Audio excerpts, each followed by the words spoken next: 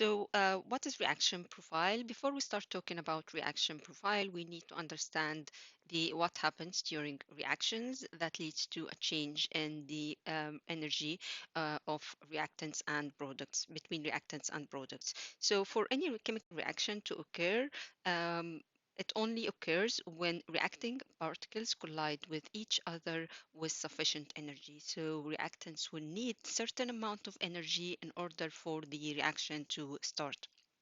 This is called the activation energy. So activation energy is the minimum energy or the minimum amount of energy that particles must have in order to react or in order for the reaction to start. And we can represent all of that using the reaction profile. So reaction profile can be used to show the following. The first thing is the relative energies of reactants and products.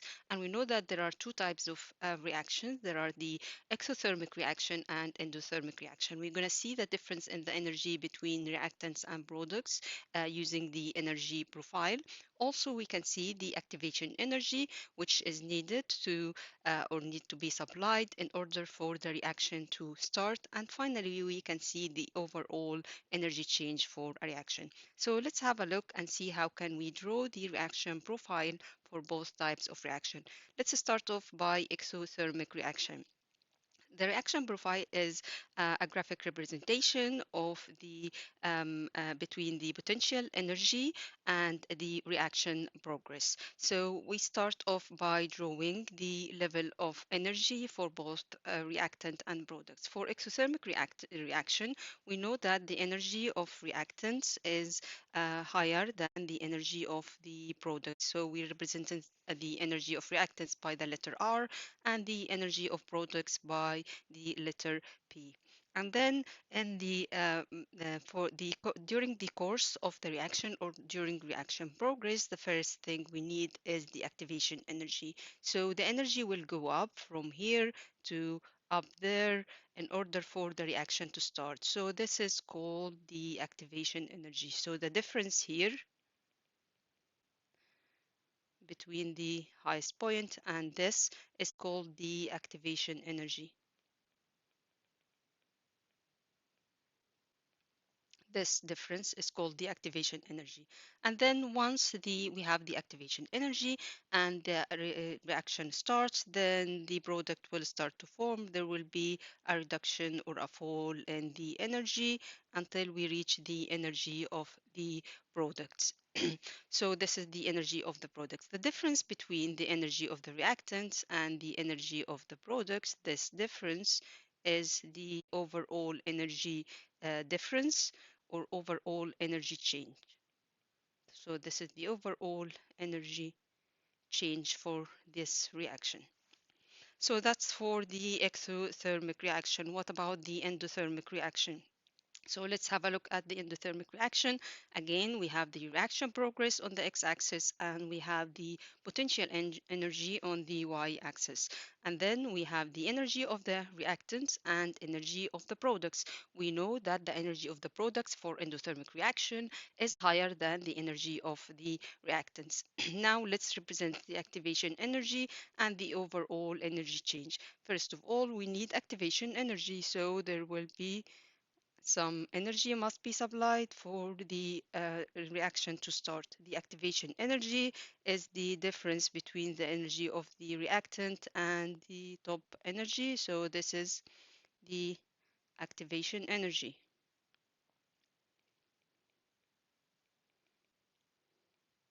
And then the energy will start once the reaction starts, the energy will fall until we reach the overall energy of the product. And the difference in the energy between reactants and product, this difference here is called the overall energy change. As we can see in exothermic reaction, their energy here is given off, so energy given off here. But in the endothermic reaction, the energy is supplied. So energy here is supplied. So just looking at the reaction profile, we can actually say whether this reaction is endothermic or exothermic reaction, and we can draw the energy profile for both of these. So let's understand more about the energy change of the reaction. So during the chemical reaction, what happens and why there is a change in the energy between reactants and products.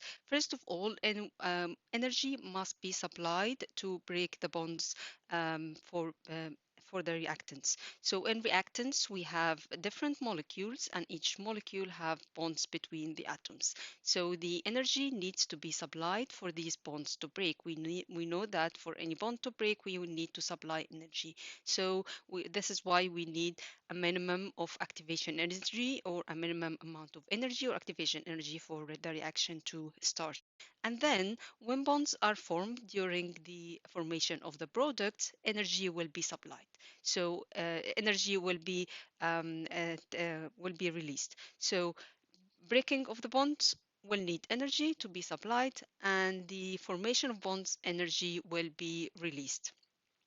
So the energy needed to break bonds and the energy released when bonds are formed can both be calculated from bond energy. So if you know the bond energies of all the bonds, then you can calculate the energy needed to break the bonds and energy needed to form the bonds. And we can calculate the overall energy change by simply calculating the sum of energy taken in to break bonds minus the sum of energy released to form bonds. So there are two cases here, two types of reaction, endothermic and exothermic. So if the energy taken during the breaking of bond is higher than the energy released when the bond is formed, then that means this is an endothermic reaction. Now overall energy was taken in. So the overall change, that more energy taken in than the energy that was released. The other type of reaction is when the energy taken in to break the bonds is less than the energy released when the bonds are formed. Then this is going to be exothermic reaction. The reason behind that is because the energy released is higher than the energy, the total or the sum of the energy that was taken in. So the overall change is that energy is released or given off to the surrounding. Can we calculate this energy? We can calculate this difference in energy between reactants and products and the overall energy change if we use the bond energies. So for a reaction like this one, a reaction between hydrogen molecule and chlorine to give two molecules of hydrogen chloride. If you get a question like that in your exam, normally you will be supplied with the bond energies for all of these molecules, all types of bond energy. So we have three bonds and three types of bond energy. The first one is hydrogen-hydrogen bond, and the bond energy for this one is 436 kilojoule per mole. And then we have the chlorine, the one between the two chloride is 242 kilojoule per mole. And then we have the hydrogen and chloride bond, which is 431 kilojoule per mole.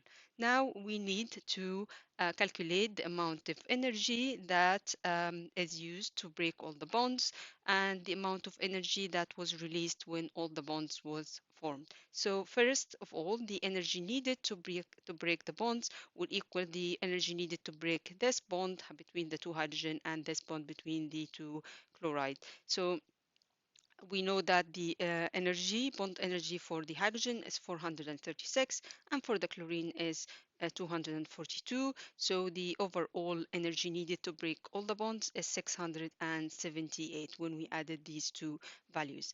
And then we need to also to calculate the energy released when we made the new bonds. So we made two molecules of hydrogen chloride. So we know that the bond energy for hydrogen chloride formation is 431. So we must multiply this by 2 because there are two bonds that have been formed, and the total is 862.